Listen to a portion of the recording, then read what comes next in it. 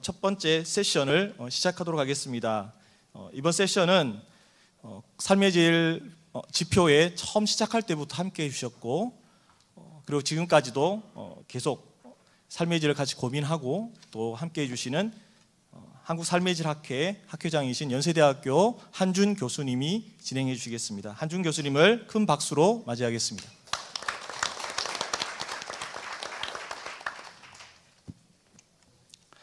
예, 안녕하십니까. 첫 번째 세션을 시작하도록 하겠습니다. 저는 방금 소개받은 삶의 질 학회 회장을 맡고 있는 연세대학교 한준 교수입니다. 이번 세션은 국민 삶의 질 지표와 지역의 삶의 질 측정 결과를 한번 살펴보고, 정책 단위에서 삶의 질 측정 결과들을 어떻게 적용할 수 있는지 그 구체적 사례들을 중심으로 살펴보면서 삶의 질의 측정 결과를 정책적으로 활용할 수 있는 방안에 대한 시사점을 함께 논의하는 그런 시간을 가져보도록 하겠습니다. 먼저 이번 세션의 발표와 토론을 맡으신 선생님들을 잠깐 소개해 드리겠습니다. 통계개발원의 심수진 사무관님 참여하셨습니다. 예, 공주대학교의 홍성효 교수님 참석하셨습니다. 다음으로 한국재정정보원의 김선옥 부연구원님 오셨습니다. 이어서 오늘 토론을 해주실 분들을 소개해 드리도록 하겠습니다. 사회보장위원회 송준원 사무국장님 오셨습니다. 예, 통계개발은 오래 계셨고요. 동남지방통계청에 계시는 이희길 과장님 오셨습니다. 예, 마지막으로 저희 그 삶의 질과 행복에 관해서 굉장히 많은 다양한 활동을 해오신 국민총행복정책연구소의 이재경 연구실장님 오셨습니다. 예, 오늘 현장에 참석하지는 못하셨지만 백석대학교의 유성열 교수님과 한국재정정보원의 장윤정 부연구위원님께서도 이번 세션을 위해 함께 수고해 주셨습니다. 이제 본격적인 발표와 토론을 진행하기에 앞서 잠시 안내 말씀을 드리면요, 많은 분들께서 현장에 계시기도 하고 또 온라인에는 더 많은 분들이 와 계십니다. 많은 질문이나 의견이 있으시리라고 생각이 되는데 그것은 함께 토론 시간에 나누도록 하겠습니다. 현장에 지금 계신 청중 여러분들은 직접 발언을 하셔서 질문을 하시면 되겠고, 온라인으로 참여하시는 분들께서는 유튜브 채팅창을 통해서 질문을 남겨주시면 제가 대신 읽어서 질문을 드리도록 하겠습니다. 많이 참여해 주시면 감사하겠습니다. 이제 본격적인 발표를 듣도록 하겠는데요. 첫 번째 발표는 통계개발원 심수진 사무관님과 남상민 주무관님께서 국민 삶의 질 지표 측정과 활용이라는 제목으로 발표를 해주시겠습니다. 무대로 모시도록 하겠습니다.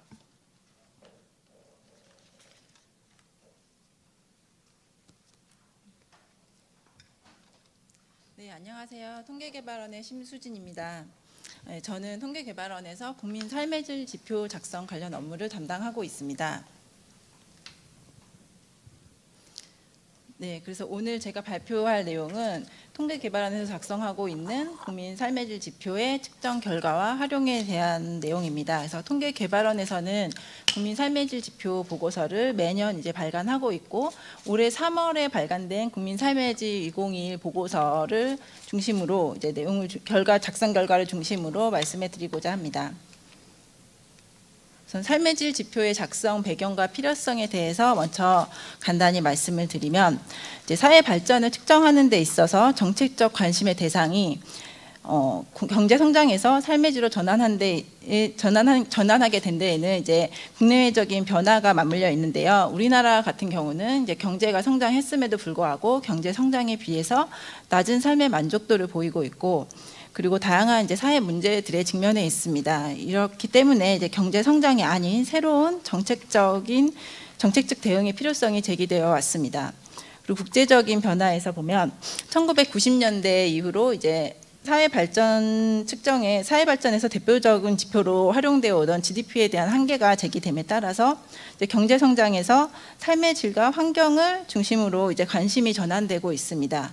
이에 따라서 OECD에서는 이제 2004년부터 글로벌 프로젝트를 거쳐서 2011년에는 이제 OECD 국가들의 웰빙을 측정하는 하우즈 라이프 보고서를 발간하였고요.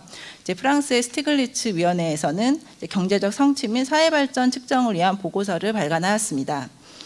그리고 유엔에서는 2012년부터 세계 행복 보고서를 작성하고 있습니다. 그래서 이러한 국제기구뿐만 아니라 국가 단위에서도 각 국가의 삶의 질이나 웰빙을 측정하려는 노력들이 지속적으로 수행되고 있습니다. 이러한 국내외적인 변화와 함께 웰빙과 사회 발전 측정의 필요성이 좀 부각됨에 따라서 통계개발원에서는 2011년부터 삶의 질 지표 작성 관련 연구를 수행해 왔습니다. 그래서 삶의 질 지표 작성의 추진 경과와 측정 방법에 대해서 간단히 말씀을 드리겠습니다. 삶의 질 지표는 2011년부터 처음 시작해 왔고요. 그래서 외부와의 공동 연구를 통해 처음에 삶의 질 지표 측정에 대한 프레임워크를 개발하였습니다. 그리고 2012년과 13년들을 거치면서 신규 지표를 개발하였고 이제 외부 전문가들의 자문을 거쳐서 이제 최종 지표 체계를 확정하였습니다. 그리고 2014년부터는 온라인을 통해 지표 서비스를 실시하고 있고 19년부터는 매년 지표 보고서를 발간하고 있습니다. 그래서 지표 작성된 이후에는 2015년부터는 매년 이제 삶의 질 측정 포럼을 개최하고 있고요. 이제 연구 결과에 저희가 확산하고 공유하기 위한 목적으로 개최하고 있고 올해는 이제 8회째 되는 포럼을 개최하고 있습니다. 그리고 2019년부터는 좀 더 지표의 이제 활용도 제고를 위해서 지표를 전체적인 지표뿐 아니라 지표를 인구 집단별로, 지역별로 세분화하려고 하는 작성 노력을 하고 있습니다. 삶의 질 지표의 측정 프레임워크에 대해서 간단히 말씀드리면 크게 개인, 사회적 관계, 환경의 3개의 차원으로 이제 구성이 되어 있고 각 차원별 측정 목표에 따라서 11개의 영역으로 구성되어 있습니다. 프레임워크에 따라서 구성된 지표는 이제 11개 영역의 71개 지표이고요. 이제 영역별로 이제 편차는 있지만 주관적 웰빙을 제외하면 모든 영역에서 다 객관 지표와 주관 지표를 포함하고 있고 지표별로 이제 옆에 있는 플러스 마이너스 기호들은 이제 지표가 삶의 질에 미치는 방향성을 나타내고 있습니다. 삶의 질 지표 같은 경우는 이제 종합 지수를 작성하지 않기 때문에 요약적인 정보를 제공하지 못한다는 단점을 가지고 있습니다. 그래서 저희 개발원에서는 이러한 단점을 조금이라도 보완하기 위해서 이제 71개 지표의 최근 변화 추세를 단순히 변화 추세를 이제 신호등 표시로 나타내서 이것을 대시보드 형태의 지표 상황판으로 작성을 하고 있고요. 영역별 핵심 지표를 구성해서 영역별 핵심 지표를 중심으로 하여 인포그래픽을 통해 주요 결과를 요약하는 것을 하고 있습니다. 이제 다음은 삶의 질 측정 결과에 대해서 말씀을 드릴 건데요. 이제 올해 작성된 3월에 발간된 보고서 결과를 중심으로 말씀을 드리도록 하겠습니다. 삶의 질 앞서 말씀드린 대시보드 형태의 지표 상황판입니다. 그래서 삶의 질 지표는 이러한 지표 상황판을 통해 이제 제시를 하고 있고 지표 상황판에서는 이제 71개 지표의 개선, 악화, 동일의 변화를 한눈에 볼수록 제시를 하고 있습니다. 그래서 영역별로 어떤 영역에서 개선 지표가 많고 악화 지표가 많은지를 이제 확인할 수 있고 22년 3월 기준 발표된 지표여서 2개 지표를 제외하고는 21년과 20년 값을 포함하고 있습니다. 그래서 보시면 이제 환경 영역 같은 경우는 이제 전체 영역이 다 개선된 것으로 나타나고 있고 여가 영역 같은 경우는 상대적으로 이제 악화 지표가 많은 것을 확인할 수 있습니다. 그리고 이제 지표별로 좀 업데이트 시점이 달라서 지금 현재 21년 값이 업데이트된 영역 같은 경우는 20년도에 비해서 좀 개선됐기 때문에 개선 지표가 많은 것을 확인할 수 있습니다. 다음은 이제 핵심 지표를 중심으로 해서 인포그래픽을 작성한 것이고요.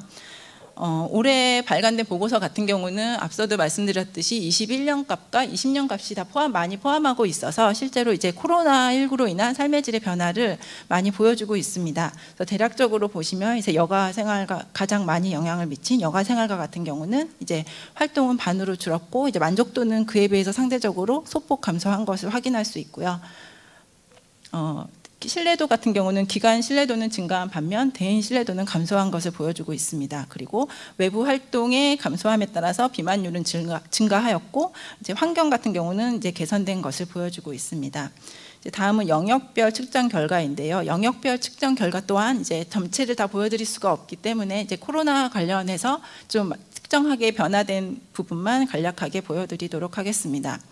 사회단체 참여율 같은 경우는 이제 가족 공동체 영역에서 사회단체 참여율에서는 19년에 비해서 20년에 이제 단체 참여율이 낮아진 것을 볼 수 있습니다. 그래서 기존 추세가 별로 변화가 크지 않았던 거에 비해서 20년도에 이제 낮아진 걸 확인할 수 있고 21년도에 아주 소폭 증가하긴 하였지만 이제 기존의 수치를 회복하지는 못하였습니다. 그래서 그리고 연령대별로 보면 좀 특이한 점은 19세에서 29세의 경우는 이제 20년을 지나면서 21년에 다시 참여율이 확 증가한 데 비해서 다른 연령대에서는 전혀 이제 20년보다 오히려 낮아지거나 21년에 또는 20년과 거의 비슷한 수치를 보이는 것을 확인할 수 있습니다. 좀 책자에서는 잘 안 보이실 텐데요. 밑에 있는 파란색 선이 19세에서 29세의 참여율을 보여주고 있습니다.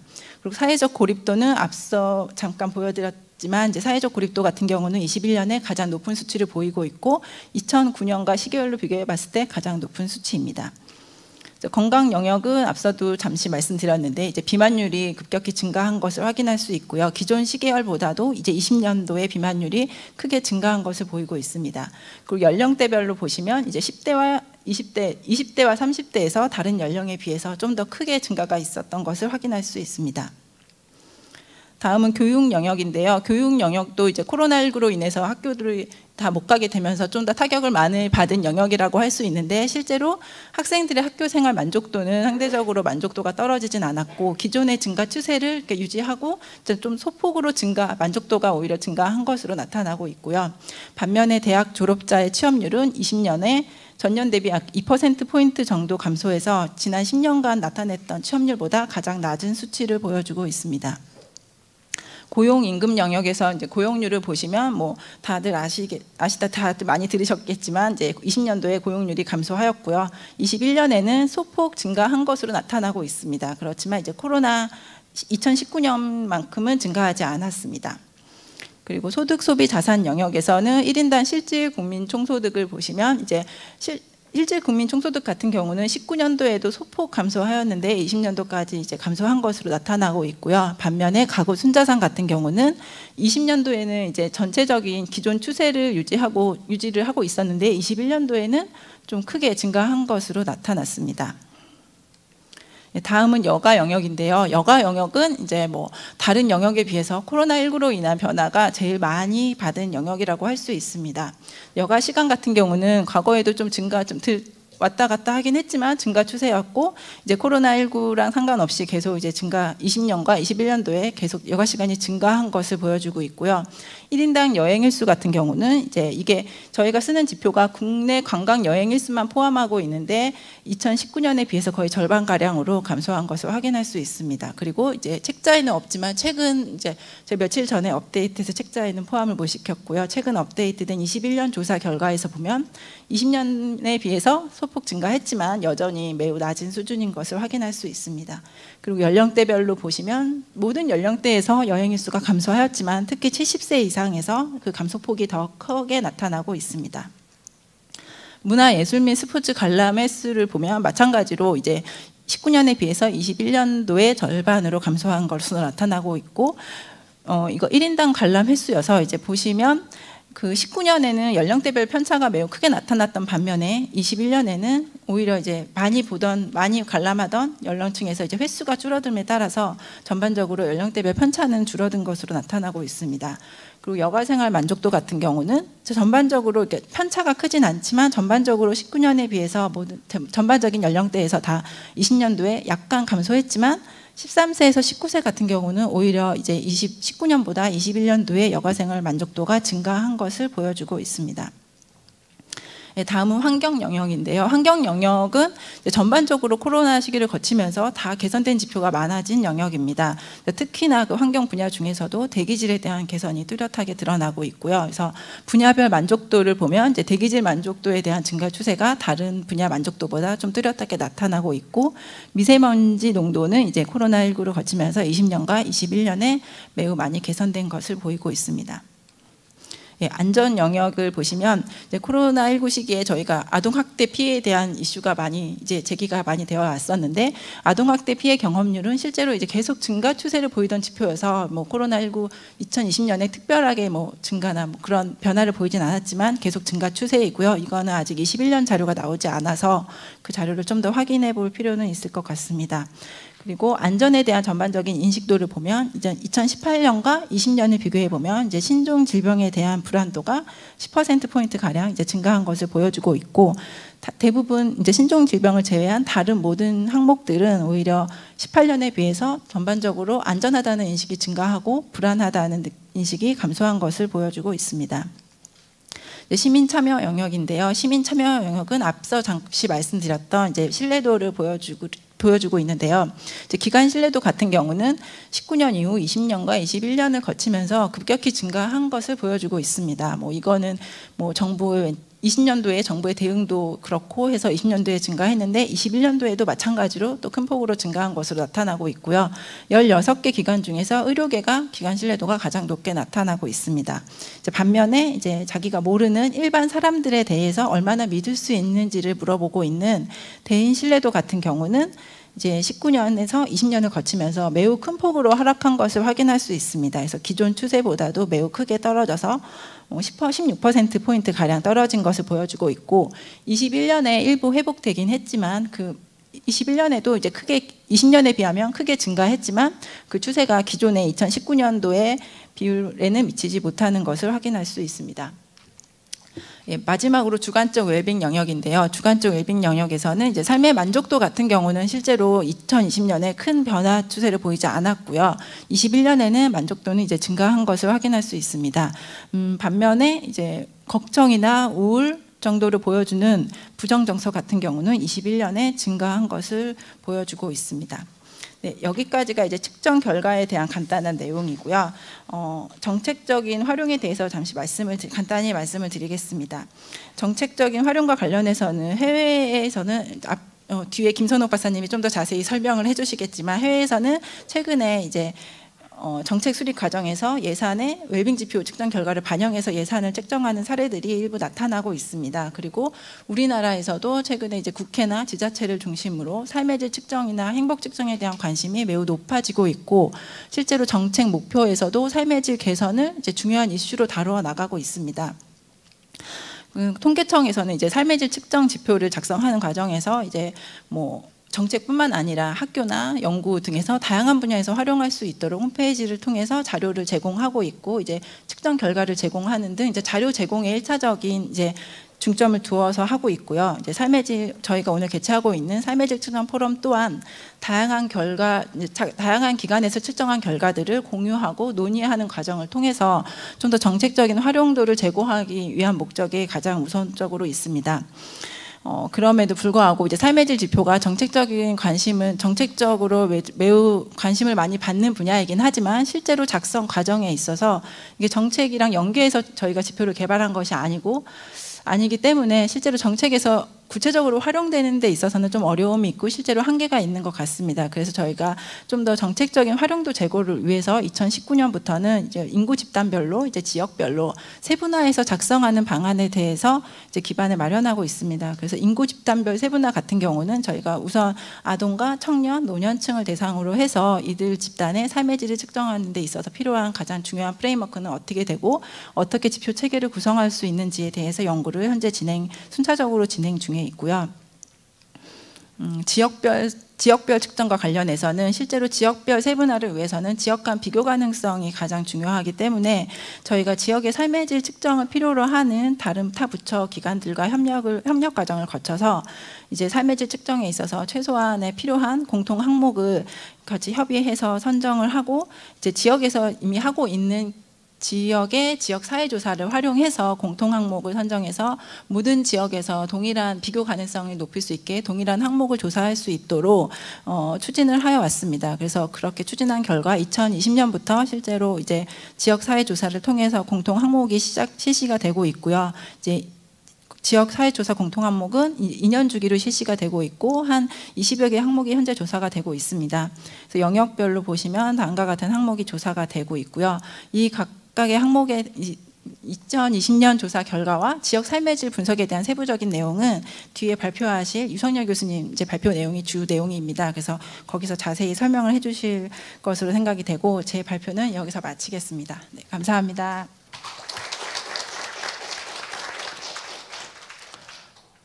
예, 심수진 사무관님 발표 감사합니다. 국민 삶의 질 지표가 이제 여러 해 측정이 되어 왔는데 그 11개 영역에 걸친 측정 결과를 올 3월에 발간한 보고서 내용을 중심으로 해서 상세하게 잘 설명을 해주셨습니다. 다음 발표는 첫 번째 발표에서 말씀하신 대로 지역사회 조사 공통 항목을 통한 지역 삶의 질 분석입니다. 말씀해 주신 그 지역사회 조사 공통 항목이라고 하는 것을 중심으로 해서 각 지역에서의 삶의 질을 나눠서 분석해 주신 내용인데 백석대학교에 계신 유성열 교수님께서 발표를 해 주시겠고요. 오늘 현장에 오시지 못해서 영상으로 발표를 보시고 듣도록 하겠습니다. 예, 부탁드리겠습니다. 안녕하십니까. 지역사회조사 공통 항목을 통한 지역 삶의 질 분석 발표를 맡은 백석대 유성열입니다. 먼저 제가 참석해서 발표를 해야 되는 게 뭐 당연한 건데 피치 못할 사정에서 참석을 못하고 이렇게 동영상으로 대신하게 된 점 사과 말씀드리며 많은 양해 부탁드리겠습니다. 오늘 발표는 보시는 바와 같이 이런 순서로 진행하도록 하겠습니다. 먼저 연구 배경 및 작성 방법에 대한 내용입니다. 2013년에 통계청의 통계개발원을 중심으로 해서 지역사회 지표 매뉴얼을 작성을 하고 보급을 시작하였습니다. 당시 지역사회 지표, 지역사회조사에 대한 표준화 필요성에 대한 그 지적이 있었고, 그걸 바탕으로 해서 이제 지역사회 지표 매뉴얼을 작성을 하고 보급을 하면서 지역사회 지표를 표준화하는 방안을 마련을 하고 이제 이를 바탕으로 해서 지역사회 지표 작성이 활성화되는 그런 시기를 맞이했습니다.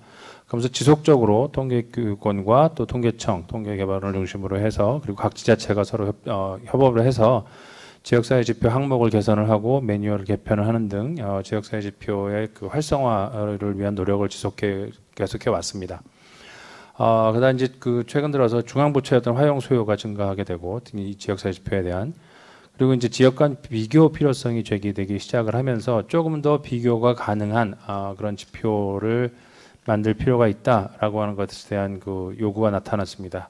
그래서 이를 바탕으로 해서 2020년에 지역 사회조사가 지금 현재 지역별로 진행이 되고 있는데 그 중에서 이제 공통 항목을 좀 만들어서 그래서 같이 이제 그 비교를 할 수 있게 했으면 좋겠다라고 해서 행안부, 그다음에 균형발전위원회, 통계청 그리고 지자체 협업을 통해서 신규 지역사회조사의 공통 항목으로 약 한 21개 정도를 포함할 수 있게 그렇게 항목을 개편을 했습니다. 그래서 그때 20년부터 시작해서 20년과 작년 21년에 20년에는 12개 항목, 21년에는 11개 항목 이렇게 해서 전체 21개 항목에 대한 사회조사가 진행되어 왔습니다.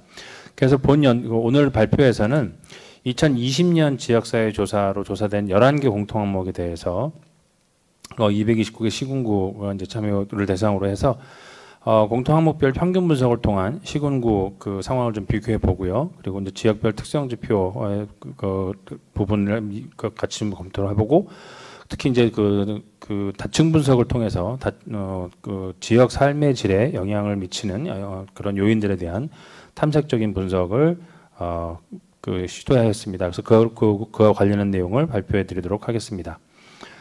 먼저 공통 항목에 대한 조사 결과입니다. 2021년 그 11개 항목으로 기관 신뢰, 이제 그 여기 20짝수년이니까요. 2020년 11개 항목에 대해서 기관 신뢰 선을 제외한 나머지 부분은 이제 공통으로 조사를 했습니다. 그리고 기관 신뢰에 대한 부분은 이제 그 지자체별로 선택해서 선택할 수 있게 했고요. 그 10개 항목에 대한 조사를 했고 그 10개 항목에 대해서 이제 그 공통 항목으로 만들어 조사를 했고 그 조사 항목은 이제 보시는 바와 같이 여기 표에 나와 있는 바와 같고요. 그리고 실제 이제 그 각 그 척도 구성이라든지 하는 내용은 이런 방식으로 해서 그 지역사회 조사에 넣어서 같이 조사를 했습니다. 그래서 그 결과를 살펴보면 먼저 그 지역사회 이제 지역별로 사회조사를 통해서 이제 공통 항목을 조사하게 되는데 보시는 바와 같이 여러 지자체들이 각기 다른 표본 규모를 바탕으로 해서 조사를 실시했습니다. 근데 이제 보시는 것처럼 표본 추출 방법이라든지 그다음에 조사 기간 그리고 조사 방법, 조사 주체가 각 그 지자체별로 약간씩 차이를 보이고 있습니다. 그렇기 때문에 이런 그 이런 여러 가지 이런 그 표본 외에 어떤 그 조사 방법과 관련한 그 차이로 인해서 실제 비교하는 데 있어서는 그 좀 상당한 어려움이 좀 있지 않을까. 그러니까 특히나 그래서 직접적인 비교에 있어서는 조금 좀 유의할 필요가 있다라는 걸 뭐 말씀드리고 싶고요. 그리고 또 하나는 2020년도가 그 코로나19가 직접적으로 시작된 해였고 매우 때문에 그 아마도 그 2020년은 그 사회조사의 관점에서 볼 때는 아마 거의 최악의 해가 되지 않았을까 싶습니다. 그래서 충북은 조사 진행의 어려움으로 가구주만 조사하는 축소조사를 실시하였고 대구하고 강원은 특히나 이제 조사의 어려움을 경험했고요. 그리고 전체적으로 보통 이런 지역사회 조사는 방문 면접을 보통 기본적으로 실시를 하게 되는데 이 코로나19로 인해서 전체적으로 비대면 조사, 특히 인터넷 조사라든지 이런 부분들이 비율이 꽤 높았다라고 말씀을 드릴 수 있고 특히 경기의 경우에는 공통 항목에 대한 조사에는 참여하지 않았습니다. 그래서 그 20년 조사 부분은 균형위에서 약 한 3,000명 정도만 대상으로 조사를 했었다. 그렇기 때문에 이러한 내용들을 감안을 했을 때 이 결과를 직접적으로 비교하는 데는 조금 어려움이 좀 유의할 필요가 있다라는 말씀을 드립니다. 먼저 그 삶의 만족도와 관련해서 간단하게 그 결과를 좀 말씀을 드리면 각 시군구별로 이제 최근 자신의 삶에 대해서 얼마나 만족하는지를 11점 척도로 조사를 했고 그 평균값들을 시군구 평균값들을 이제 음영으로 표시를 해서 색이 진할수록 평균값이 높은 것을 의미하는 쪽으로 해서 이렇게 이제 한번 지도상에 표시를 해봤습니다. 이 내용을 보시면 전반적으로 어떤 그 그림이 나오는데 첫 번째로 보면 전체적으로 수도권 지역의 만족도가 다른 지역보다 상대적으로 좀 높은 것을 알 수 있고요. 다음 두 번째로는 경상도 지역보다는 전라도 지역의 삶의 만족도가 상대적으로 조금 높은 것으로 나타났습니다. 그리고 그 전체적으로 군의 순으로 만족도가 높은 것으로 나타났습니다. 근데 이러한 그 경향은 사실은 그 생활 만족도에서도 비슷하게 나타나고 있는데요.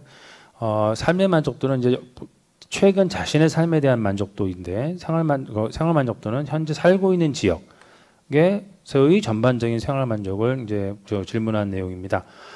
마찬가지로 여기서도 수도권 지역이 다른 지역보다 만족도가 상대적으로 높은 것으로 나타났고 전라도 지역이 경상도 지역보다 상대적으로 만족도가 높게 나타났고 마찬가지로 군의 순으로 만족도가 높게 나타나는 것을 알 수 있습니다. 공통 항목에 대한 그 시군구별 그 비교 결과를 좀 살펴보겠습니다.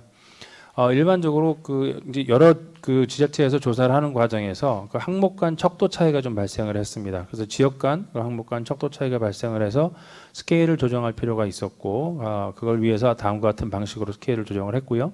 그다음에 이제 그 공통 항목 중에서 공동체 의식, 사회복지 서비스 만족도, 사회 안전에 대한 평가, 환경 체감도는 2개 이상의 항목으로 구성되어 있기 때문에 이거는 이제 하나의 평균값을 산출을 해서 그래서 그 비교 분석하였고요. 그리고 이제 전국 시군구 자료 산출은 2020년 주민등록 인구를 활용해서 가중 평균을 적용했다라고 말씀을 드립니다.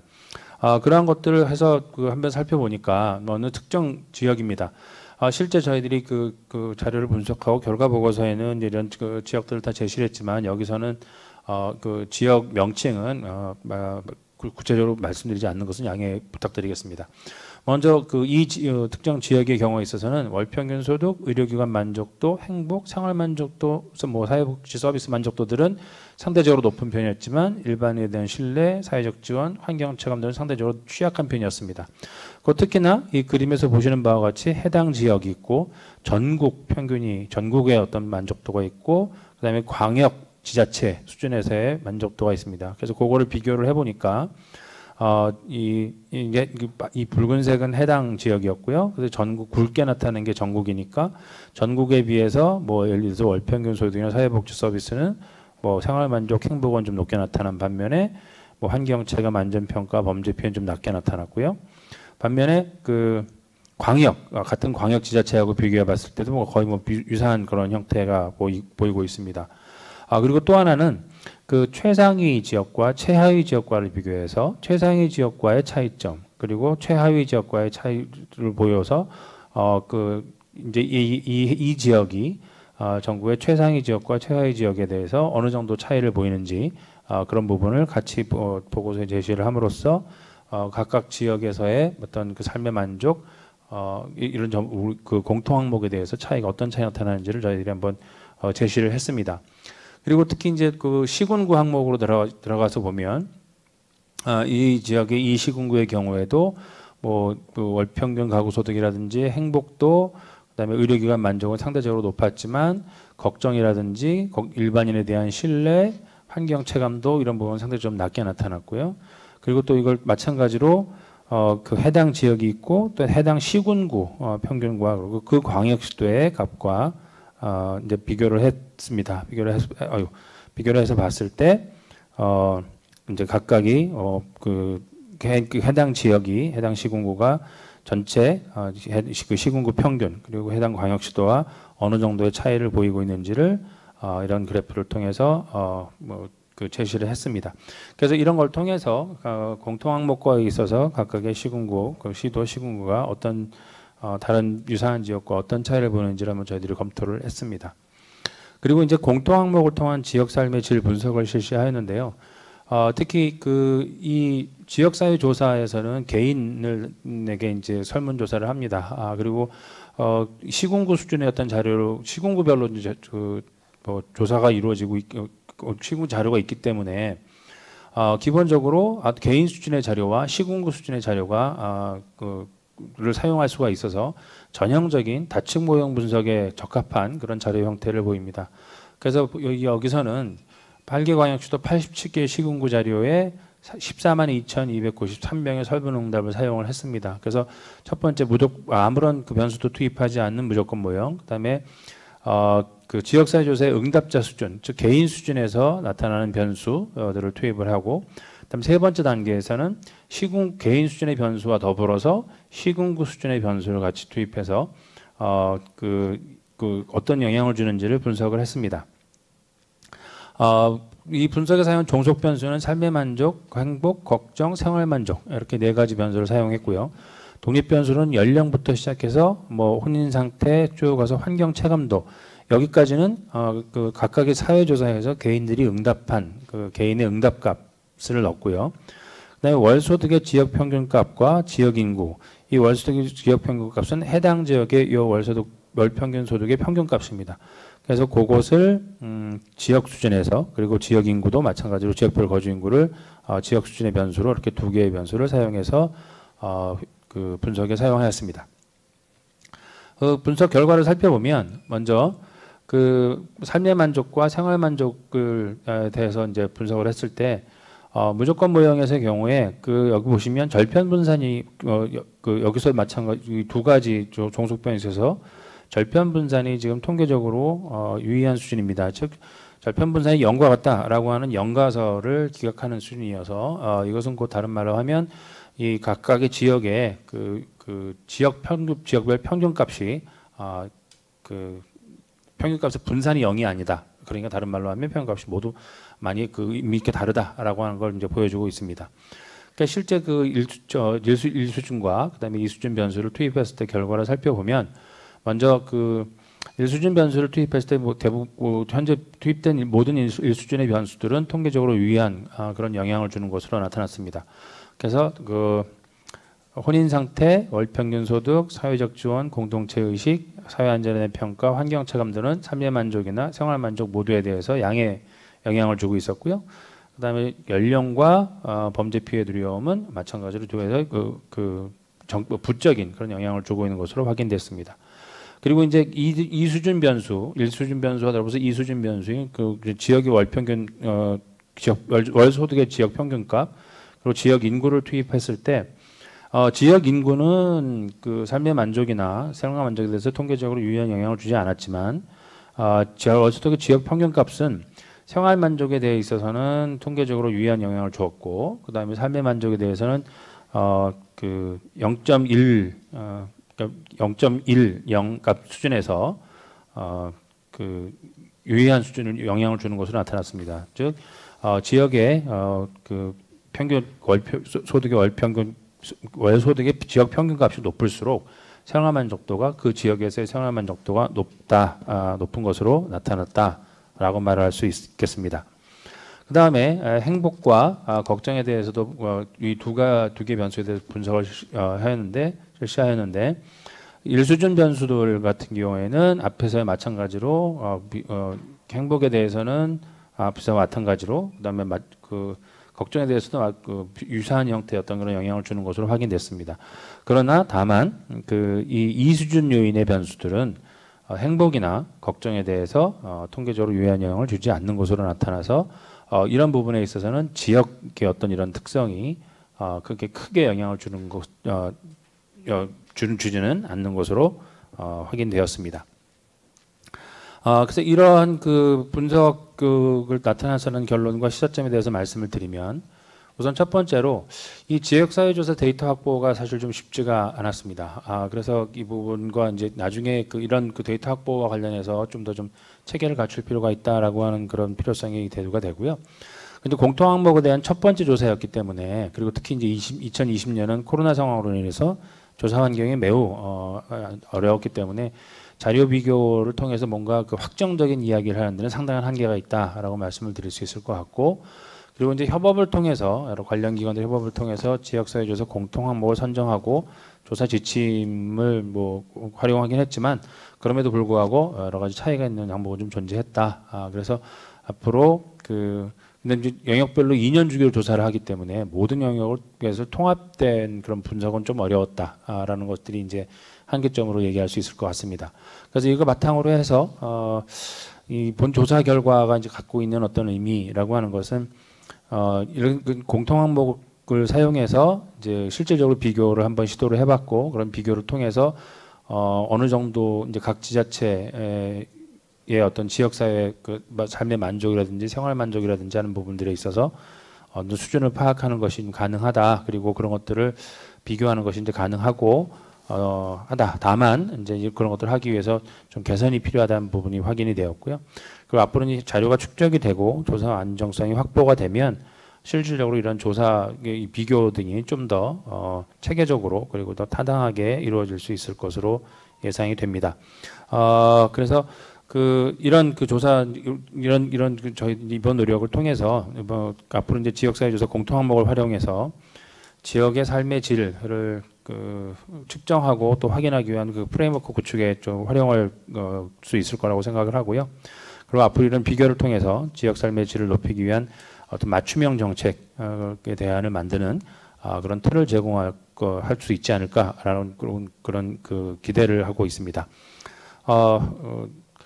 발표는 이것으로 마치고 그다음에 경청해 주셔서 감사드리겠습니다. 감사드립니다. 네, 유성열 교수님 발표 감사드립니다. 이상으로 국민 삶의 질, 그다음에 지역 사회 조사를 통한 삶의 질 지역 수준에서의 측정 결과, 측정 부분에 대한 논의를 두 개를 들었고요. 이어서 정책적으로 넘어가 볼까 합니다.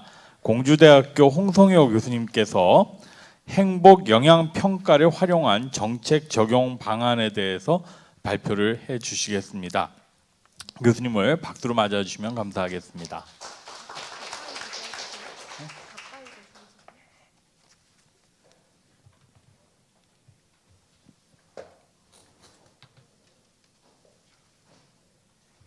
안녕하십니까. 공주대학교 홍성효입니다. 그 행복 요양평가를 활용한 그 정책 적용 방안이라는 주제고요. 그 본 발표 자료는 작년에 저희가 이제 대덕구에 응용을 했습니다. 그 대덕구 행복 요양평가 방안 연구 그거의 일부임을 밝혀드립니다.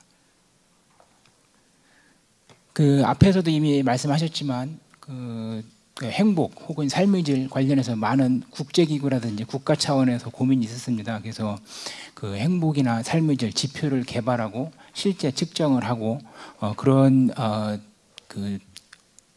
행위들이 있었고요. 근데 이제 여기에만 머물러 있으면 이게 과연 정책적으로 어떻게 연계할 건가 그 고민이 있어서 그 지방정부 차원에서는 국가 차원이나 국제기구 차원과 달리 이거를 정책적으로 활용하고자 하는 고민이 많이 있었고요. 그 대표적으로 일본의 지방정부 협의회가 있습니다. 그래서 그 해당 지역의 행복 주민들의 행복을 어떻게 높일 건가 그런 고민이 있었고, 그래서 우리나라도 그 몇 년 전부터 국민 총행복 포럼의 지방정부 협의회가 이미 그 만들어져서 몇 년간 지금 관련 그 활동을 했습니다. 그래서 일반적으로 지방정부에서는 어떻게 행복 정책을 실현하느냐, 그 첫 번째는 행복 조례를 제정하고요. 그다음에 지역의 여건이나 상황에 맞는 행복 지표를 개발하고 측정하고, 그다음에 그 행복 위원회를 구성하고, 거기까지가 이제까지 해왔던 그 행복 정책을 위한 그 실제 활동들이고요. 이제 지방정부 차원에서 행복 정책을 해야 되는데, 근데 아시다시피 우리나라 지자체 수준에서 그 지자체장의 가용 예산이 상당히 제한적입니다. 그래서 행복 정책을 하고 싶어도 예산에 제약이 있기 때문에 마음대로 할 수 없는 상태고요. 그래서 어떻게 하면 그 해당 지역의 주민들의 행복 혹은 삶의 질을 높이는 정책을 찾아낼 거냐, 혹은 여러 정책들 간에 우선순위를 부여할 거냐, 그 고민 속에서 행복 영향 평가라는 거를 이게 저희가 이제 고민하게 됐고요. 아시다시피 우리나라는 이미 성별 영향 평가, 고용 영향 평가, 환경 영향 평가, 문화 영향 평가 이렇게 대표적으로 이런 것들이 있고요. 그 어렵지만 행복도 한번 이런 틀에서 고민해보자 해서 저희가 하게 됐습니다.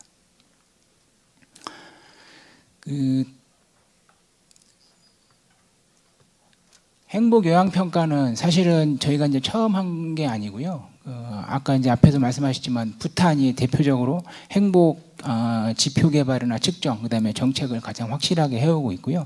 그래서 이것과 연관돼서 부탄에서는 그 팔러시 스크리닝 툴이라는 그 일종의 정책 심사 도구제를 운영하고 있습니다.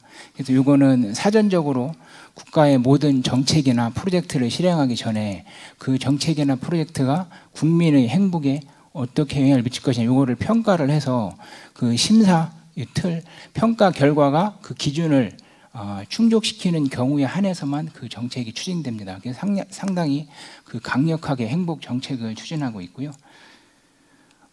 요 제도에서 아주 간략히 좀 설명을 드리면, 요 스크리닝 심사 도구는 이게 이제 부탄이 잘 아시겠지만 장관급 혹은 장관급보다 위인 것 같아요. 행복 국민 총 행복 측정 위원회가 있고요.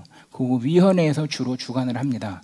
그래서 그 해당 정책을 제안한 부처가 있고, 그 다음에 이 행복 측정 위원회가 있고, 두 기관에서 각각 심사위원들을 선정을 합니다. 그래서 15인 내외의 심사위원들을 구성해서 그 행복 심사 도구, 요 평가 지표 틀에 맞춰서 전문가들이 심사를 하게 됩니다. 그래서 근데 심사 지표는 부탄이 국민 총 행복 지표가 있습니다. GNH 인덱스가 있고, 그 인덱스하고 상당히 밀접한데 그 행복 지표하고 완전히 일치하지는 않습니다. 그래서 정책 같은 경우는 상당히 고정돼 있어서 23개 지표로 지금 평가를 하고 있고요. 그 다음에 프로젝트나 어떤 사업들은 그 사업의 영역이나 대상에 대해서 조금씩 달리 지표들이 구성되어 있는데, 그래서 그 이제 채점은 개별 문항에 대해서 4점으로 점수를 매깁니다. 그래서 1점은 그러니까 어떤 정책이 소득 분배 형평성 관점에서 이게 부정적인 영향이다 그러면 1점, 그 효과가 명확하지 않다 그러면 2점, 그다음에 중립이다 3점, 그다음에 긍정적이다 그러면 4점, 이렇게 해서 4점 스케일로 그 평가를 하게 돼 있고요. 그래서 요 3개 항목에 대해서 4점 척도고, 그래서 이 정책이 통과가 되려면 평균 3점, 중립을 나타내는 3점 이상이 돼야 됩니다. 실제로 그 부탄에서 WTO를 가입할 거냐 말 거냐, 그게 이제 평가에 올라왔고요.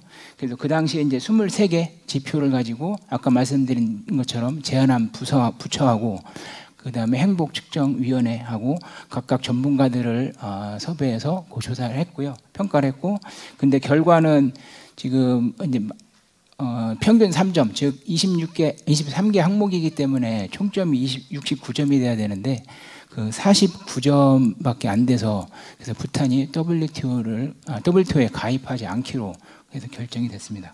이처럼 부탄은 상당히 강력하게 행복 영향평가 혹은 이런 정책을 시행하고 있고요. 그래서 아까 이제 첫 번째 발표에서 봤지만 예산 관련해서 이제 이탈리아나 여러 나라에서 실제로 정책 관련돼서 하고 있습니다. 제가 드릴 말씀은 방안은, 그러니까 저희가 이제 2가지 과제할 당시에 2가지를 제안했었고요. 그래서 1안, 2안인데 1안은 의사 기반 결정하는 거고 2안은 증거 기반 결정입니다.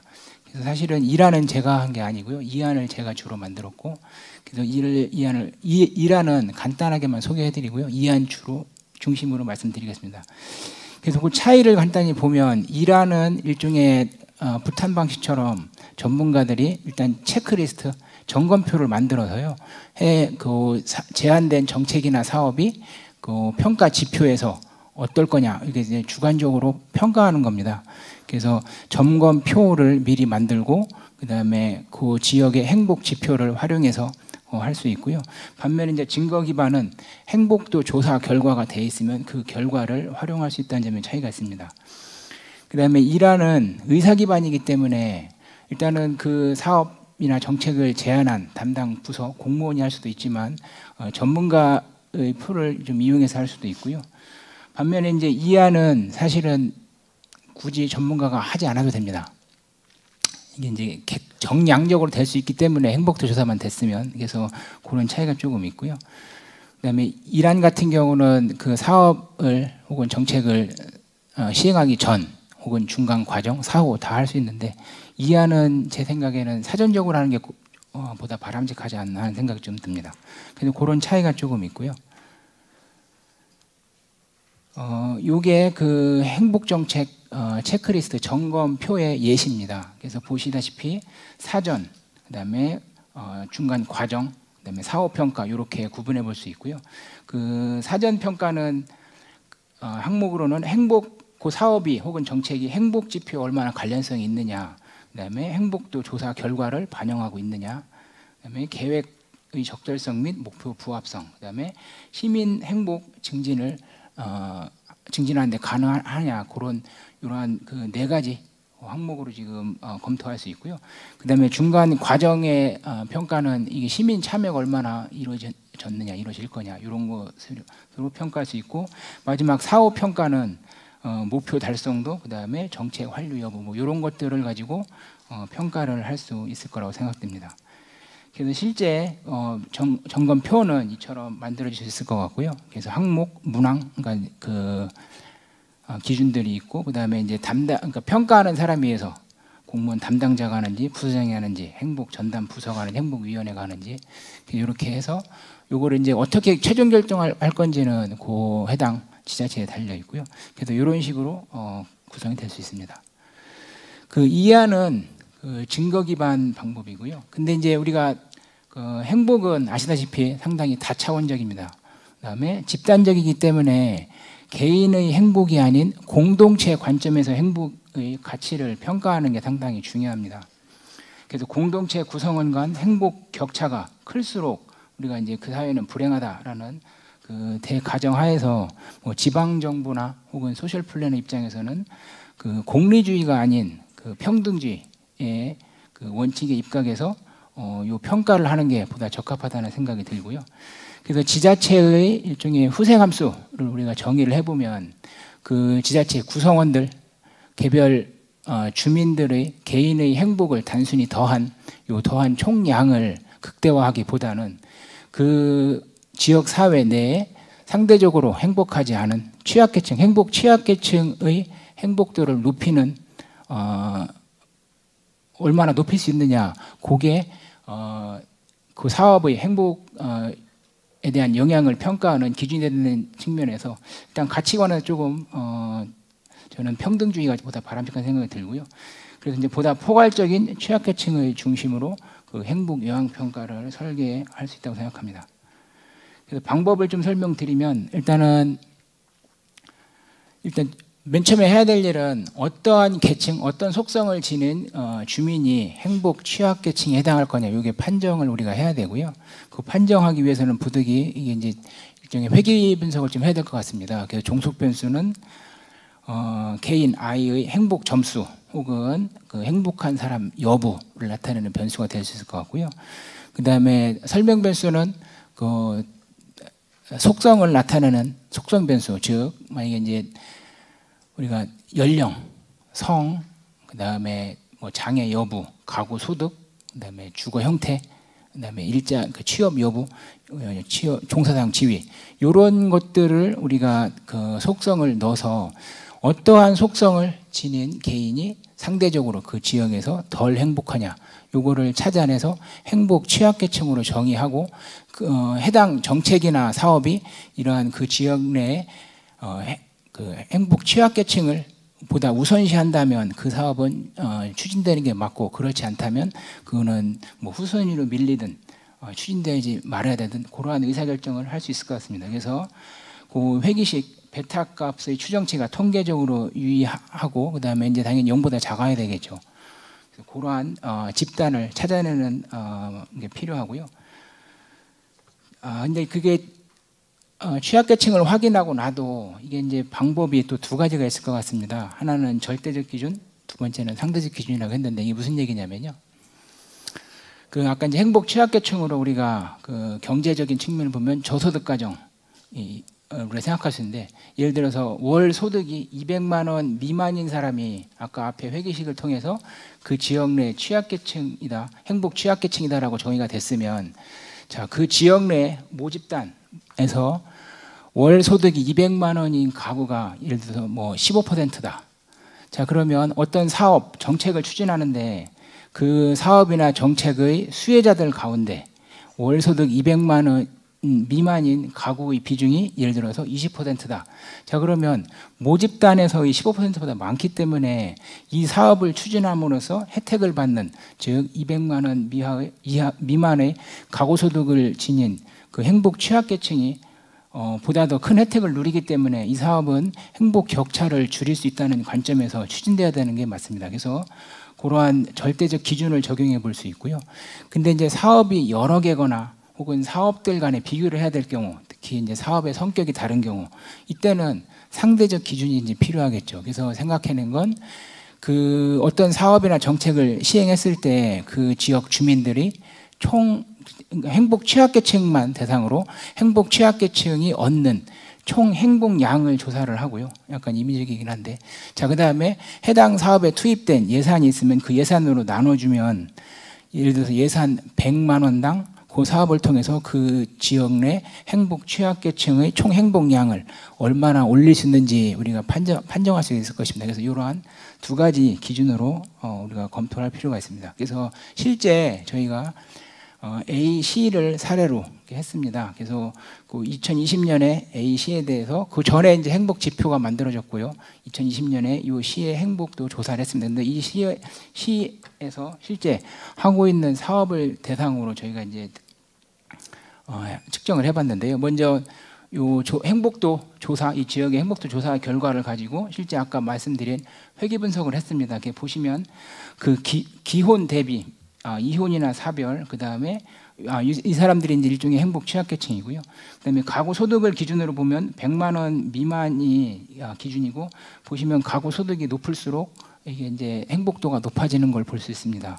물론 이제 600만 원에서 700만 원 여기 이제 차이가 없어지는데, 하여튼 그렇고, 그 다음에 이제 학력이 낮을수록 행복도가 낮고, 그 다음에 자가 대비 월세 전세 사는 사람들이 취약하고, 그다음에 여성이 좀 취약한 걸로 나왔고요. 그다음에 아까 이제 결과하고는 다릅니다. 여기는 이 지역이 아마 서양을 닮아갔는지 이게 이제 우리나라는 아시아는 이제 고령일수록 행복도가 낮은데 여기에서는 저희 결과는 3, 40대가 그러니까 행복도가 낮은 걸로 나왔고요. 그다음에 고용에 있어서는 직업이 없는 상태가 취약한 계층 나타났습니다.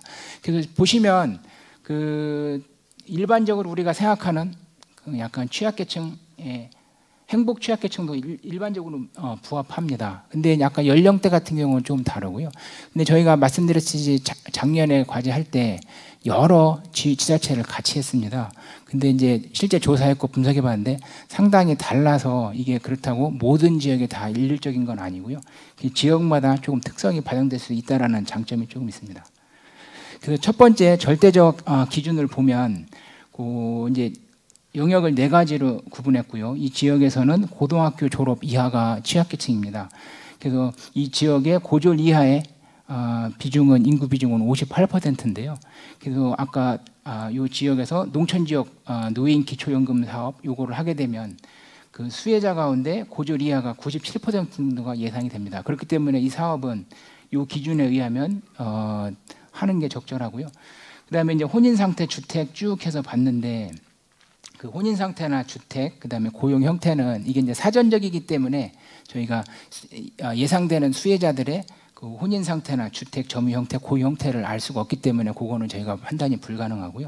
나머지에 대해서는 저희가 했습니다. 그래서 보면 8가지 기준이 있고 그 중에 4가지를 그 지역의 행복 격차를 줄일 수 있기 때문에 이 정책은 절대적 기준에 타당하다라고 이제 결론을 내렸고요. 그다음에 상대적 기준을 보면 사업 2가지가 있습니다. 아까 이제 노인 연금 기초 사업 그게 있고 그다음에 이 지역에 일종의 교량을 건설하는 200억의 사업이 있는데 대신에 이제 그 노인 기초 사업은 수혜자가 14,853명이고요. 교량을 지으면 이건 이제 저희가 가설적으로 만든 겁니다. 한 3만 명 정도 수혜를 한다고 저희가 가정을 했고요. 그래서 앞에서 추정한 그 취약계층 개수들을 갖다 놓고 추정 개수값이 있고 일종의 이게 가중치입니다. 그다음에 해당 그 취약계층의 사업을 통한 비중이 있고 그다음에 사업 수혜 전체 수혜자 있고 그래서 그 추정 개수하고 비중하고 그다음에 사업에 따른 전체 수혜자 수를 곱하면 그 특정 계층의 총 행복량이 나타납니다. 그래서 이것들을 다 더하면 되고요. 그래서 사업 1 같은 경우는 총 행복량이 뭐 단위가 없습니다만은 23만. 근데 이제 사업 2는 28만. 근데 사업 1은 예산이 지금 90억 사업이고요. 사업 2는 200억 사업이기 때문에 예산 동일하게 10,000원당 행복량을 비교해 보면 사업 1이 사업 2에 비해서 거의 2배 조금 안 되는 게 훨씬 크기 때문에 상대적 기준에서 사업 1이 사업 2보다는 우선돼야 된다. 그런 결론을 저희가 제시할 수 있습니다. 그래서 이러한 증거 기반 행복 영향 평가가 이제 장점도 있고 한계도 있는데요. 장점은 이게 이제 아까 이란 혹은 부탄 방식을 취하면 전문가가 누구냐에 따라서 혹은 전문가의 그날 기분에 따라서 이 평가 결과 주관적이기 때문에 결과가 그때그때 달라질 수 있습니다.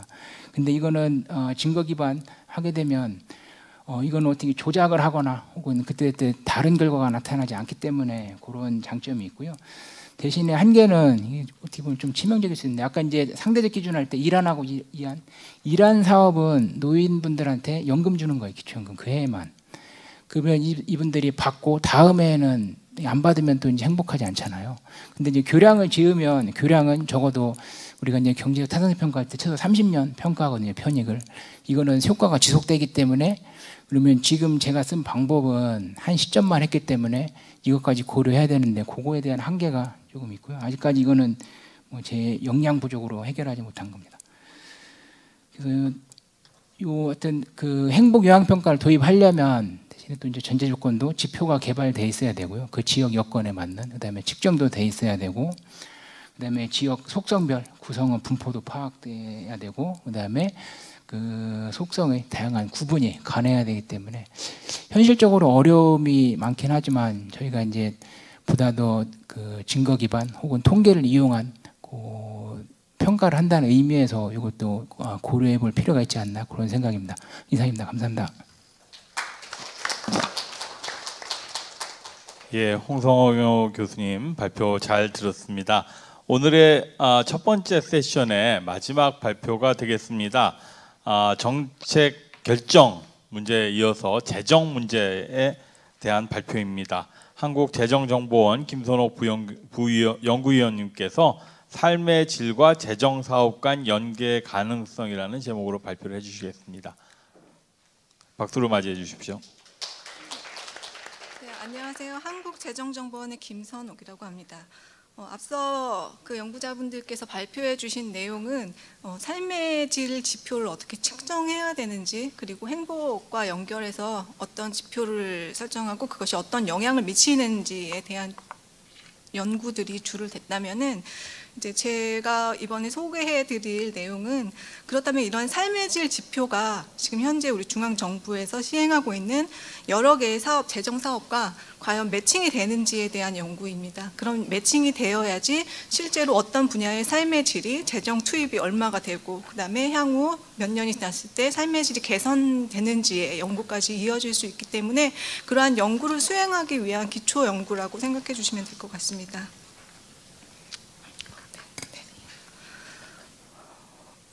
오늘 이제 내용은 보시는 내용과 같이 왜 이러한 연구를 수행하게 되었는지에 대한 배경을 우선 간단하게 설명을 드리고, 그 다음에 재정 사업이 어떻게 구성이 되었는지와 지금 삶의 질 지표 11개 영역에 대한 연계를 어떻게 수행할지에 대한 내용 위주로 설명을 해드리겠습니다. 그 다음에 연계한 결과 어떠한 재정 사업 정도가 각각의 영역에 매칭이 되었는지와, 그다음에 실제 해외에서는 어떤 식으로 재정 그런 정책과 연결하려는 시도를 하고 있는지, 그다음에 마지막으로 이 해외 사례 분석과 실제 재정 사업과 삶의 질 지표를 연계해 본 결과 향후 정책에 반영하기 위해서는 어떤 식으로 재정 운영이 개선되어야 되는지에 대한 내용을 설명해 드리도록 하겠습니다. 우선 배경입니다. 국가 재정이라는 저희 재정 투입이 지금 최근 한 2019년도부터 굉장히 지속적으로 증가를 하였고요.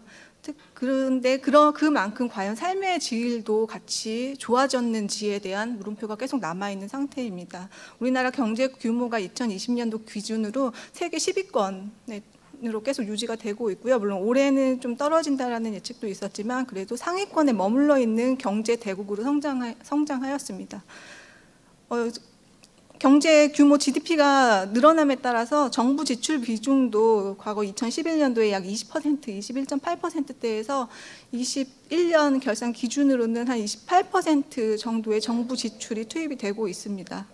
특히 오른쪽에 보여지시는 표를 보시면은 2011년과 2021년에 각각 우리나라 그 재정 투입이 이루어지는 분야별 지출액의 변화를 나타내고 있습니다. 보시면 사회복지 분야 같은 경우에는 과거 2011년도에는 77조 규모였는데 최근에는 거의 190조에 가량이 되는 재정 투입이 이루어지고 있습니다. 그럼에도 불구하고 우리나라 삶의 질 수준이 OECD 하위권에 계속 머물러 있고요.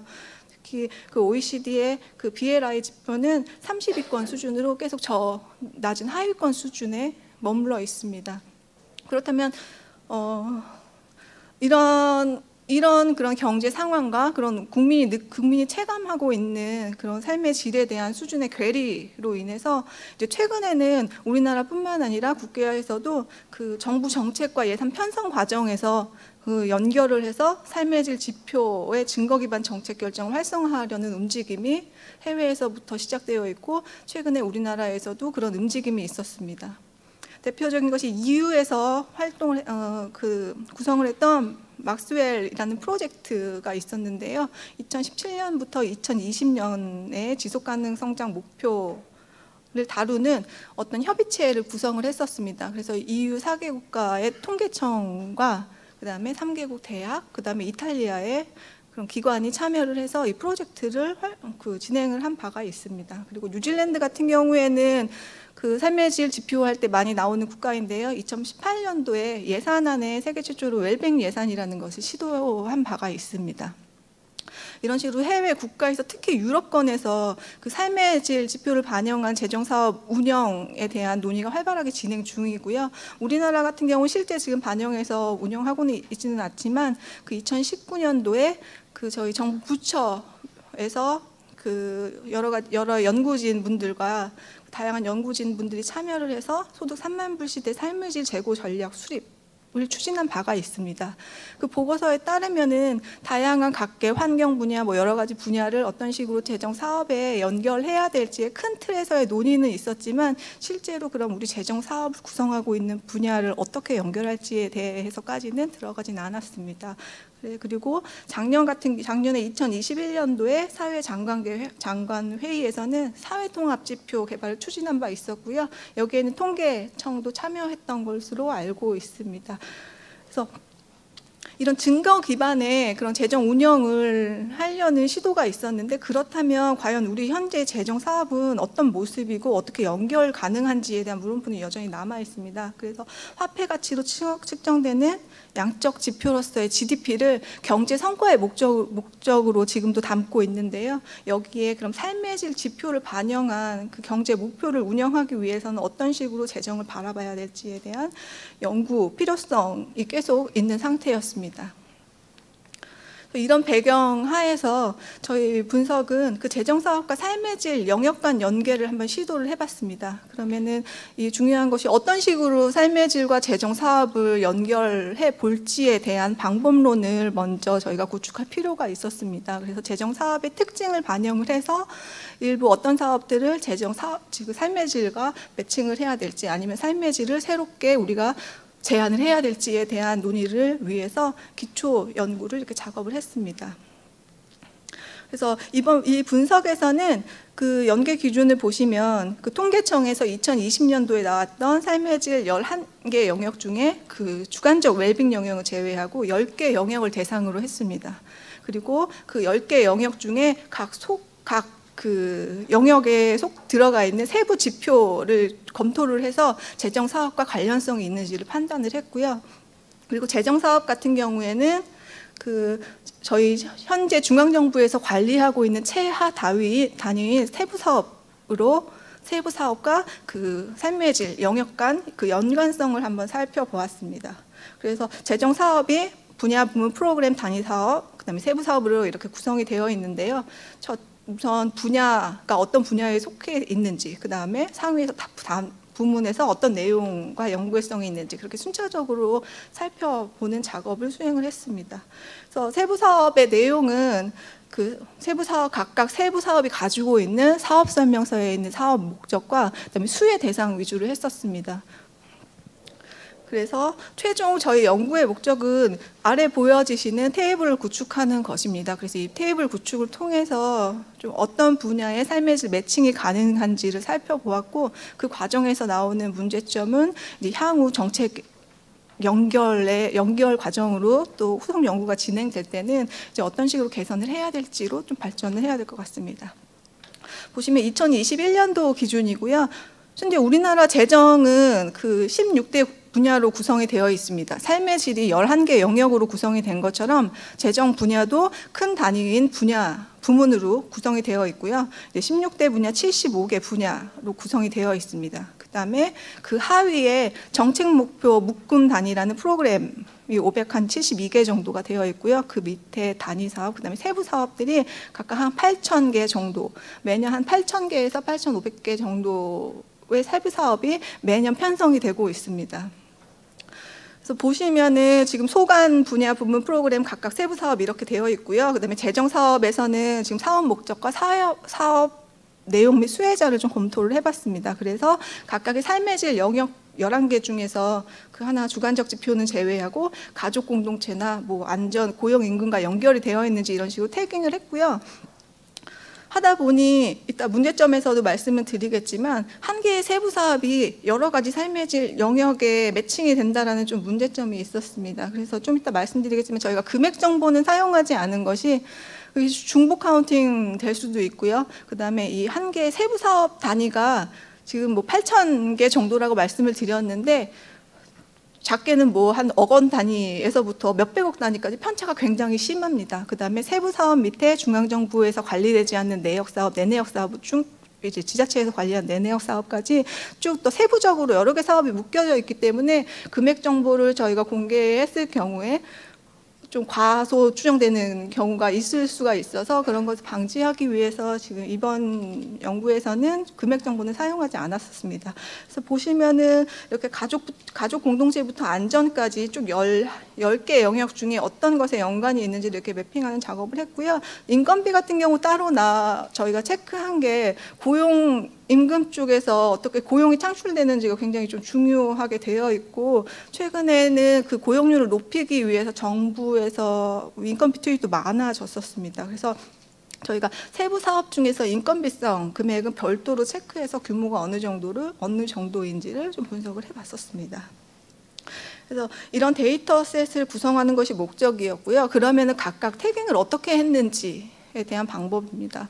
그 재정 사업이라는 것이 개인에게 돌아가는 수혜 대상자가 개인인 것도 있지만, 뭐 산업 중소기업 및 에너지 분야 같은 경우에는 대부분 수혜 대상자들이 또 그 기업체 아니면 소상공인 쪽으로 돌아가는 경우가 있습니다. 근데 또 반면에 이쪽에서 굉장히 고용 창출을 위한 또 투입도 많이 활발하게 이루어지고 있습니다.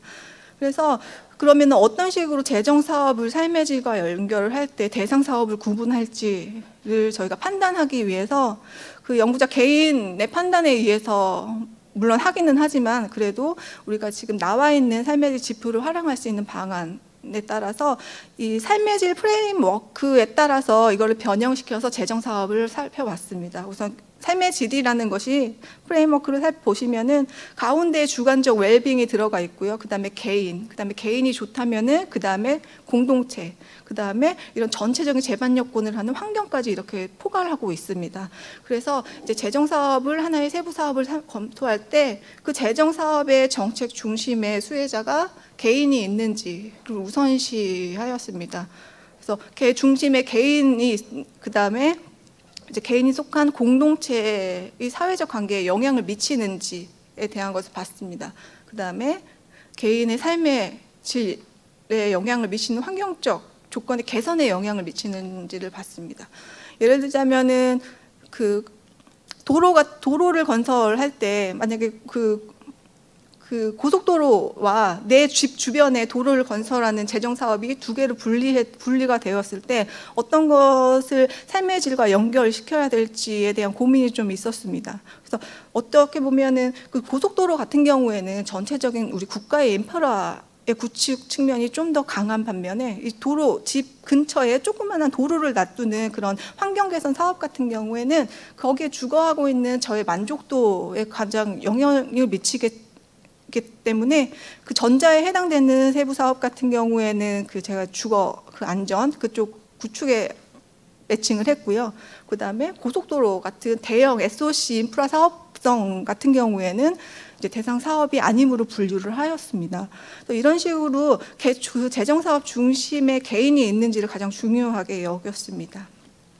하다 보니 아까 말씀드린 것처럼 이제 중복 매칭 을 허용을 했었고요. 한 개의 재정 사업이 뭐 안전 분야에 영향을 미치면서도 내 주거 환경을 개선시킬 때는 두 개의 분야에 매칭을 할 수밖에 없었습니다. 그래서 그렇게 식으로 매칭을 했고, 우선은 이 매칭을 하기 전에 그럼 재정 사업 분야와 삶의 질 영역 간에 그냥 한눈으로 봤을 때 과연 연관성이 어느 정도 있을지를 한번 우선 검토를 해봤습니다. 우선 여기 고용 쪽에 보시면은 모든 재정 사업 투입에는 고용을 유발하게 됩니다. 그래서 고용 영향 평가라는 것이 16년도부터 고용부 위주로 해서 지금 시행되고 있고, 올해 같은 경우에는 그 예산 편성의 그 참고 자료로까지 지금 수록이 되고 있습니다. 그런 식으로 모든 재정 사업은 고용을 유발하기 때문에 우선 고용은 다 이렇게 우선 들어가는 걸로 한번 분류를 해봤고, 빨간색으로 체크한 부분을 보시면 1:1 매칭이 가능하다고 생각이 들었습니다. 그 삶의 질에서 뭐 교육, 주거, 환경, 안전 같은 경우에는 재정 사업에서도 별도로 교육, 환경, 그다음에 국토 및 지역 개발에 있어서 관련된 분야들이 있었습니다. 그래서 이런 사업들은 우선 그 삶의 질 영역에서 1:1 매칭이 가능하다는 것을 우선 판단을 해서 우선 좀 이쪽 분야에 매칭을 하도록 좀 했었습니다. 그리고 반면에 통일 국방, 그다음에 산업 중소기업 에너지, 그다음에 과학기술 분야는 저희가 매칭해서 제외를 했습니다. 이 분야는 관련 분야는 전부 다 제외를 했고요.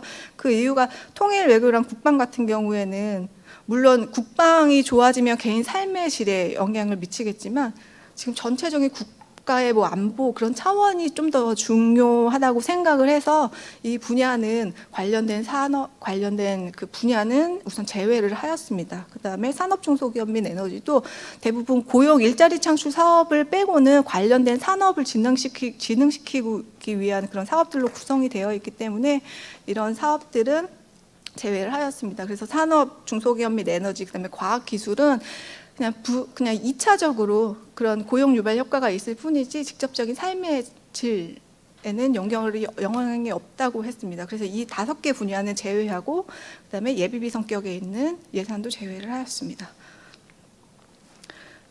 지금까지 말씀드린 이 재정 사업과 매칭한 의사결정 경로를 우선 한번 저희가 설정을 해봤습니다. 이거는 이제 재정 사업의 특징을 담고 있는 것인데요.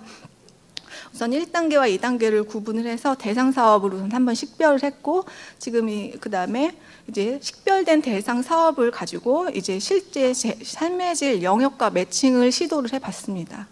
그럼 이제 우선 첫 번째 보시면은 어느 분야에 속하는가를 보면 우선 아까 전에 말씀드렸던 5개 분야에 있는 사업들은 제외를 하였고요. 그 다음에 이제 재량 지출인지 의무 지출인지를 살펴보았습니다. 의무 지출 같은 경우에는 법적으로 의무적으로 지출 의무가 있는 사업이기 때문에 뭐 삶의 질을 개선하기 위해서 더 늘린다라는 것이 이제 재량적으로 이제 정책 당국이 그 예산액을 늘리거나 감액하기가 좀 어렵습니다. 그래서 의무지출 사업은 제외를 했고요.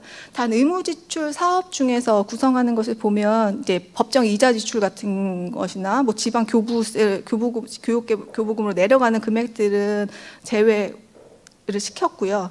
근데 그 중에서 보면은 그 복지성 의무 지출이라고 해서 연금이나 뭐 기초 연금 같은 성격들이 지금 금액이 굉장히 늘어나고 있습니다. 이런 것들은 그 소득 소비 자산 영역 쪽에 우선은 매칭을 해놨습니다. 우선 제외하기에는 그 취약계층에 대한 소득 그 분배 개선 효과가 있는 사업들이기 때문에 의무지출성 사업이지만 이런 것들은 그 소득 자산 영역에 우선 매칭을 해 두었고요. 그다음에 이제 재량 사업 중에 그 대상 그 사업 대상이 재정 사업인가를 한번 살펴봤습니다. 그 성격별 이제 재정 사업을 구성하고 있는 성격을 한번 살펴본 건데요. 뭐 인건비나 기본 경비성 같은 경우에는 뭐 재정 사업을 운영하는 그 사업 주체들의 뭐 운영비성으로 활용되는 경우가 많기 때문에 이런 사업들은 제외하고 순수 사업비성 사업만 세부 사업만을 골라냈습니다. 그 재정 사업이 세부 사업을 보면은 인건비성은 옆에 인건비라는 딱지가 붙어 있고요. 보통 공무원 인건비나 뭐 기금 인건비인데 그런 사업들은 이 삶의 질 지표를 분류하는 데 있어서 저희가 체크할 필요는 없기 때문에 그런 사업들은 제외했습니다. 그래서 순수 그 사업비성, 주요 사업비성 사업만을 구성을 해서 매칭 대상으로 우선 구분을 하였습니다. 의무지출 사업 같은 경우에는 금액은 정부 재정 지출에서 한 50%를 차지하고 있는데 사업수 기준으로 하면 한 160여 개 정도입니다. 그래서 대부분의 8,000개 사업 중에 대부분이 대상 사업에 들어갔습니다. 그래서 이제 그렇게 대상 사업을 큰 틀에서 대상 사업을 식별한 이후에 그럼 이제 삶의 질에 그럼 그 사업이 어떤 영역과 매칭이 되는지 작업을 수행을 했습니다. 했더니 한 결과 1대1 매칭이 되는지를 한번 보았고요. 그 중에서 뭐 교육, 환경 등 영향에 매칭되는 경우는 해당 분야에 매칭이 됐습니다. 이거는 아까 전에 1대1 매칭이 된다라는 것이었고요. 이 부분은 거의 관련된 지표와 연관이 있기 때문에 넣었고 그 다음에 1대1 그 큰 분야에서 매칭이 되지 않는 것들 같은 경우에는 이제 세부 사업의 그 사업 내용과 수혜 대상을 좀 살펴봤습니다. 그래서 여러 아주 비중이 작은 거는 제외를 했고요. 그 중에서 이제 비중이 높은 사업들, 세부 사업을 구성하고 있는 여러 가지 사업 중에서 관련성이 있는 거는 이제 해당 그 삶의 질 영역에 매칭을 하였습니다. 그래서 이게 매칭 결과입니다. 제가 세부적으로 분야에 어떤 사업들이 매칭되어 있는지는 이 발표 자리에서는 제시는 하지 않고요. 얼마 정도의 숫자가 각각 재정 사업과 삶의 질 영역에 매칭이 되어 있는지를 나타낸 표입니다. 보시면은 이제 교육 분야 같은 경우에 다른 분야에는 매칭이 거의 없고요. 실제 세부 사업도 그 삶의 질의 교육 영역과 매칭이 됩니다.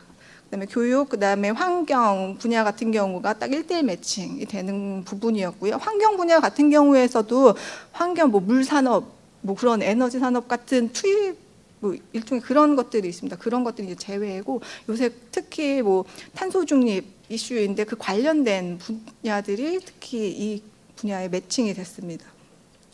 그리고 이제 보시면 다른 것들은 대부분 뭐 1대1, 1대2 매칭 정도인데 재정사업 중에 사회복지 분야에 해당되는 것은 그 삶의 질의 여러 영역에 다 넓게 포괄적으로 되어 있습니다. 그래서 하나 시작점이 이제 사회복지 분야, 여기 보건사회연구원 분들이 연구자분들이 많이 나오셨는데 우리 지금 중앙정부의 예산을 구성하는 것도 이 사회복지 분야가 굉장히 많고요. 이 삶의 질을 보는 데 있어서 관련된 사업들이 이 사회복지 분야에 중점적으로 투자되어 있다는 것을 확인할 수가 있었습니다.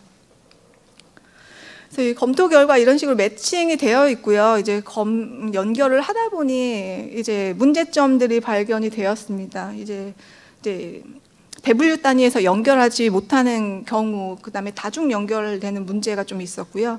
그다음에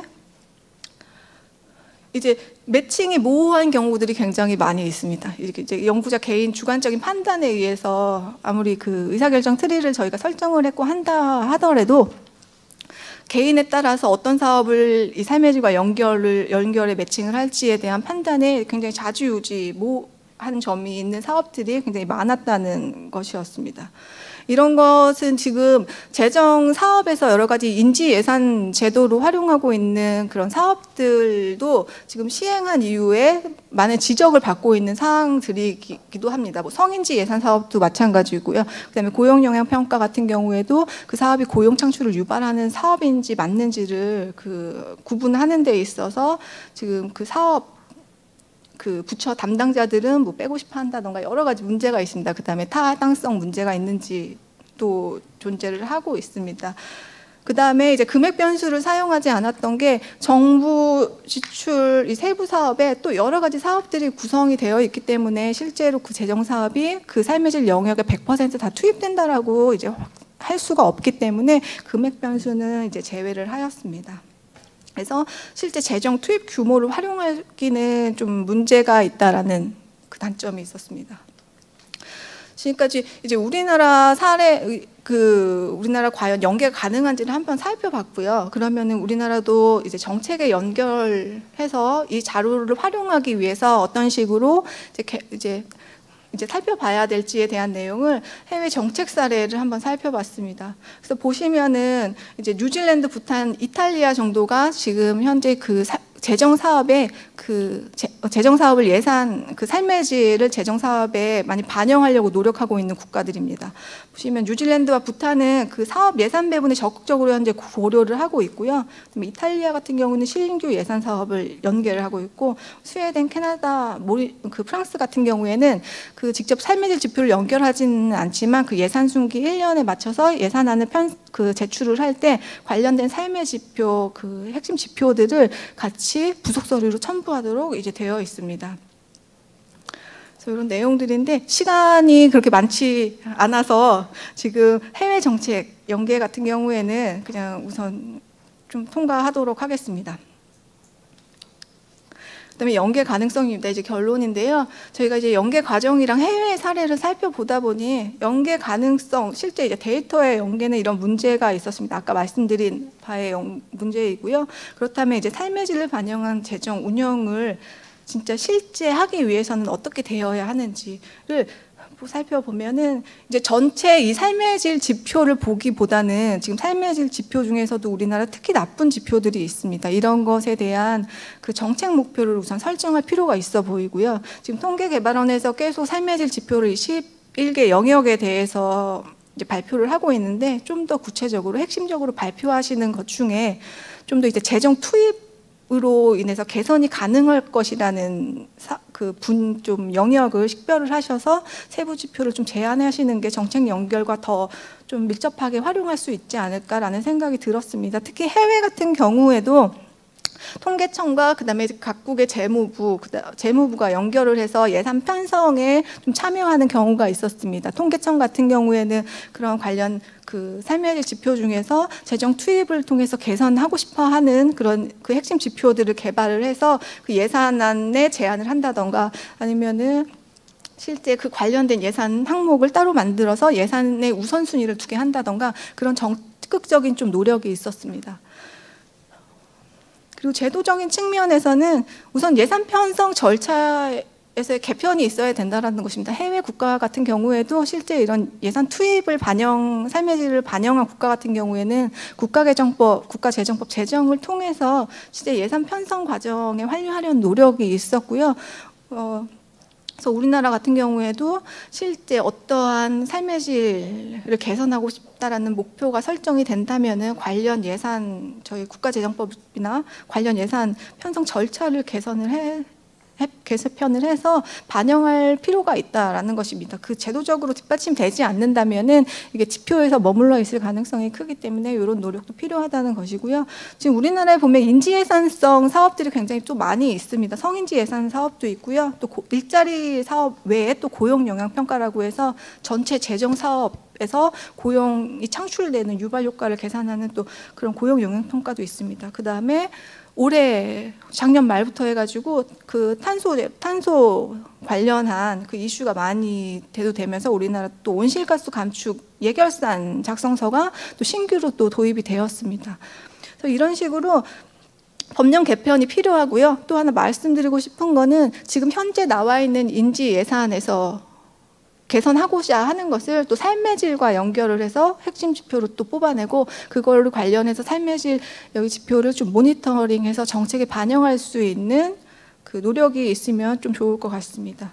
그래서 이렇게 각 국가별로 모든 삶의 질 지표를 그렇게 관리하는 것은 아니고요. 이렇게 핵심 지표라고 해서 특히 뭐 예산서에 반영하고 있는 사업들입니다. 그래서 우리나라 같은 경우 작년 그 삶의 질 지표 보고서에 보면 핵심 지표 30개 뽑아놓은 것이 있었습니다. 또 그런 것과 연결해서 우리나라의 인지 예산성 성격 그다음에 그런 것을 좀 도출을 해서 그 이러한 것이 예산 투입과 연결되도록 관리를 한다면은 그 좀 더 이 삶의 질 지표 산출되는 지표들이 정책과 좀 더 정책에 좀 활용될 수 있도록 사용할 수 있을 것 같습니다. 지금까지 들어주셔서 감사합니다. 여기까지 마치겠습니다.